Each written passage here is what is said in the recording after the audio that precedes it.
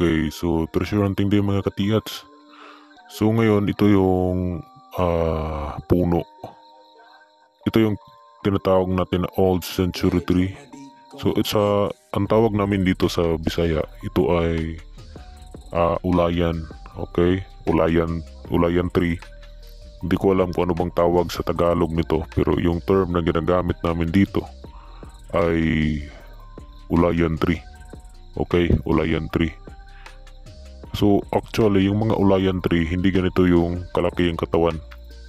Okay, meron tayong mga ulayan tree na makikita pero maliit lamang, hindi siya may kalakihan, pero dito makikita na natin na malaki na yung kanyang katawan.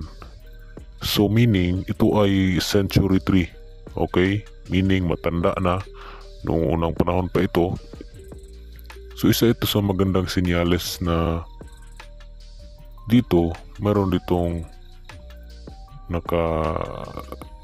paon. Okay, so yung mga sign, so isa ito sa ating tinitingnan kapag tayo ay nag-survey sa isang area. Okay, itong creek na ito, dito natin makikita yung nakapile na bato. Okay, so malalaking bato ito, mga higante na bato. Meron tayong makikita na sign ng isang tunnel. So ito yung hinahawakin ng katiats. Yan ay indicator ng isang tunnel, short distance na nakahiga. Okay, meaning in front yung entrance. So dito na mismo sa nilalagyan ng maraming bato. So yung nangyari kasi dito katiats, halimbawa itong eryang ito na mayroong sign, hindi pa ito naabot ng creek.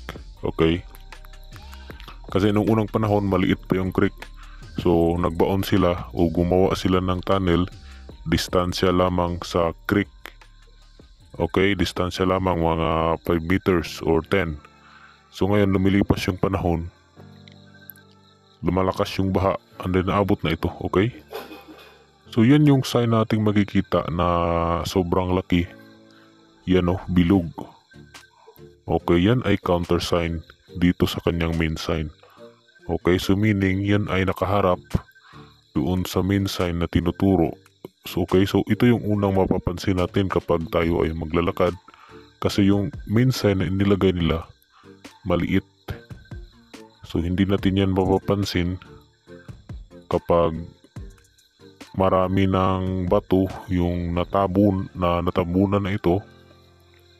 Kung kaya gumawa sila ng counter sign o yung tinatawag natin na BBM or Big Boulder Marker. Okay, Big Boulder meaning malalaking bato na mayroong nakaukit na mga marka. Okay, ito yung bilog. Okay, nakaharap siya doon sa unahan. So positive na meron, pero hindi siya madaling kunin kasi malalaki. So yung kailangan dito ay heavy duty na mga ekwipo para matanggal yung mga bato, kasi despite aside sa malaki yung mga bato na nakaharang, malalim din yung kanilang ginawa na tunnel. Okay, so ganun yung isa sa mga halimbawa or tendency na ginawa ng mga Hapon ng mga tunnel. So ito yung creek. So yung creek na ito mga katiats, malakas yung baha, pero itong nakalagay na bato, hindi yan natitibag. Napakasulido at napakatibay. Okay, meron siyang mga masa na makikita natin sa ilalim ng bato.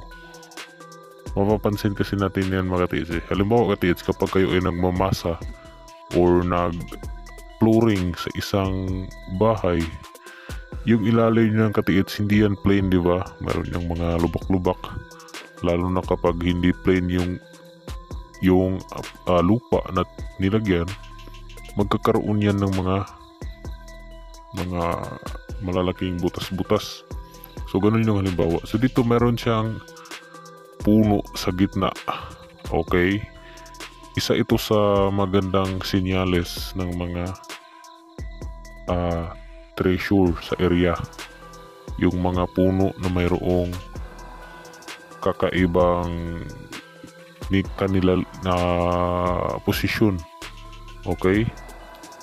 Puno na nakaposisyon sa gitna ng creek. So ngayon, medyo weird sa tingnan. Okay? Kasi yan ay isa sa mga binabasihan ng mga Hapon noong unang panahon nung nagbaon sila. Okay? Doon talaga yan sa area na may maganda na mga senyales. So aside sa mga puno, mayroon ding mga bato. Okay? May mga bato na malaki at mayroong nakaukit na marka. So ibabahagi natin yan sa ating susunod na video. Ito yung araw na sign. Okay, araw na sign, makikita niyan doon sa isa nating channel, Ijinomoto. So napakagandang senyales niyon mga tiids, dahil yung araw ay perfect na araw talaga siya. Malaki. Marami na tayong araw na nakita ka tiids. Iba-iba yung design at saka yung mga sign. Okay? Pero ang meaning ng mga araw ay big deposit pero may bomba. Okay? Meron siyang bomba na nakalagay. It's either sa entrance o doon mismo sa item. Okay? Kung kaya kayo mga tiits, kapag kayo ay maghuhukay, and then kapag nakatagpo kayo ng legendary Yamashita treasure, huwag kayo masyado excited sa pagkuha doon sa item. Okay? Kasi 100% meron talaga yung inilagay na mga trap. Okay? Isa sa halimbawa natin dyan, yung mga landmine. Halimbawa, mayroong nakapile na mga gold bars, and then sa bawat gilid ay mayroong nakalagay na mga Buddha. Okay? So ngayon excited kayo at Buddha yung inuna nyo kasi malaki, madaling dalhin. Okay? Mabigat. So ngayon, ang ginawa nila, naglagay sila ng landmine and then ipinatong lang yung bomba. And then ngayon, kapag makuha yung Buddha, matrigger yung pin ng landmine. So ngayon, sabog. Ang masaklap ay kapag sumabog yung isa, mayroon yung mga koneksyon. Kapag sumabog yung isa doon sa pinakadulo, sasabog din yung entrance at saka sa gitna.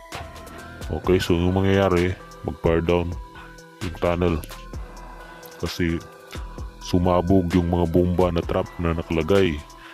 So delikado. So payo lang natin sa mga ka-TH, kapag pagpalain kayo na maka-encounter ng mga item na hinahangad ng karamihan, ay huwag masyadong excited sa pag-recover. Okay, tignan ng maigi yung paligid, lalong-lalo na yung inaapakan patungo doon sa harapan o doon mismo sa item. Kasi yung inaapakan nyo mga TH, meron yung mga trap na nakalagay na kung saan kapag inaapakan mo yung isang bato, mag-bar down yung isang area. Okay? So ganon ay masasabi natin na magandang area ito.